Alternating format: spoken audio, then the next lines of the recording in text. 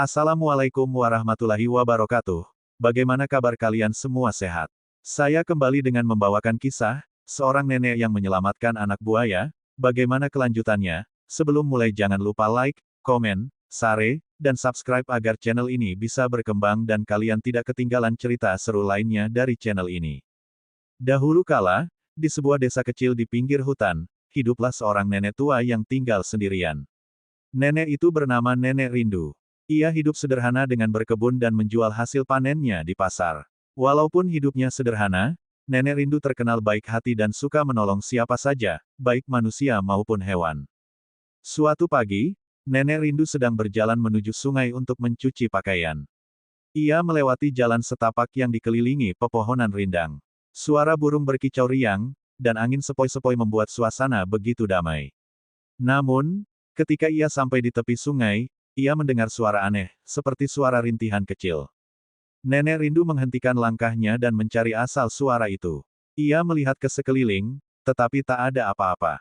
Ketika ia mendekati semak-semak, ia melihat sesuatu yang bergerak.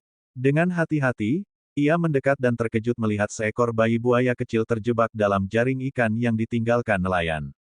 Tubuh kecil buaya itu terlihat lemah dan penuh luka karena berusaha melepaskan diri. "Oh, kasihan sekali kamu, Nak," kata Nenek Rindu dengan suara lembut.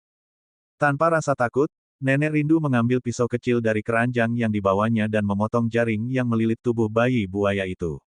Bayi buaya itu berusaha menggeliat, tetapi ia terlalu lemah untuk melawan. Setelah berhasil melepaskan jaring, Nenek Rindu memeriksa luka-luka di tubuh buaya itu dan mencucinya dengan air sungai.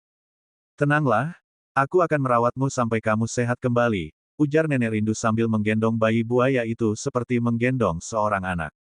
Nenek Rindu membawa bayi buaya itu pulang ke rumahnya. Ia merawat luka-luka buaya kecil itu dengan ramuan herbal dari tanaman yang ia tanam di kebunnya. Setiap hari, ia memberi makan buaya kecil itu dengan ikan-ikan kecil yang ia tangkap di sungai. Nenek Rindu bahkan memberinya nama, si Lilit, karena ia ditemukan terjerat jaring. Hari demi hari berlalu, si Lilit semakin sehat dan tumbuh dengan cepat. Tubuhnya yang semula kecil kini menjadi besar dan kuat. Namun, si Lilit tidak pernah melupakan kebaikan Nenek Rindu.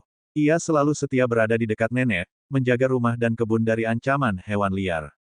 Suatu malam, ketika Nenek Rindu sedang tidur, terdengar suara gemuruh yang datang dari arah sungai. Ia terbangun dan melihat cahaya dari kejauhan. Ia segera keluar rumah dan melihat bahwa sungai sedang meluap. Airnya naik dengan cepat, menghancurkan ladang dan membawa lumpur ke rumah-rumah penduduk. Nenek Rindu panik. Ia tahu bahwa banjir itu bisa menenggelamkan desanya. Saat itu, si Lilit datang dan menggigit ujung kain nenek, seolah-olah memintanya untuk naik ke punggungnya. "Apakah kamu ingin menolongku, Lilit?" tanya Nenek Rindu. Si Lilit mengangguk dengan cara khas buaya, dan Nenek Rindu pun naik ke punggungnya. Dengan kekuatan luar biasa, si Lilit berenang melawan arus deras, membawa Nenek Rindu ke tempat yang lebih tinggi dan aman. Setelah memastikan nenek selamat, si Lilit kembali ke desa untuk membantu penduduk lainnya. Ia menggunakan tubuh besarnya untuk mengangkut anak-anak dan orang tua ke tempat aman. Setelah banjir surut, penduduk desa sangat berterima kasih kepada si Lilit. Mereka menyadari bahwa buaya yang selama ini dianggap berbahaya ternyata memiliki hati yang besar. Sejak saat itu, si Lilit menjadi penjaga sungai desa tersebut. Nenek Rindu hidup bahagia bersama si Lilit hingga akhir hayatnya. Sebelum meninggal, ia berpesan kepada penduduk desa untuk selalu menjaga alam dan hidup berdampingan dengan makhluk lain. Hingga kini, desa itu dikenal dengan nama Desa Buaya Penjaga, sebagai penghormatan kepada si Lilit yang telah menjadi pahlawan bagi mereka. Pesan moral, kebaikan hati tidak pernah sia-sia. Siapapun yang kita tolong, baik manusia maupun hewan, suatu saat akan membalas kebaikan itu dengan cara yang tak terduga. Terima kasih telah mendengarkan cerita ini. Saya harap kalian bisa mengambil pelajaran dari kisah ini. Wassalamualaikum warahmatullahi wabarakatuh.